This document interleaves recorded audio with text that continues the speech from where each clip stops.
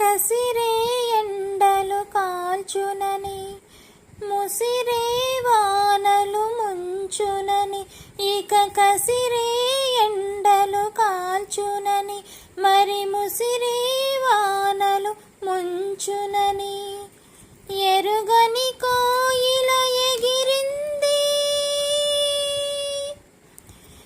ఎరుగని కోయిల ఎగిరింది, చిరిగిన రెక్కల ఒరిగింది,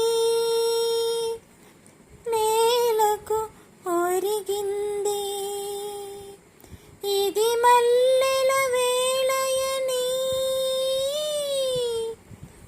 ఇది వెన్నెల మాసమని, తొందరపడి ఒక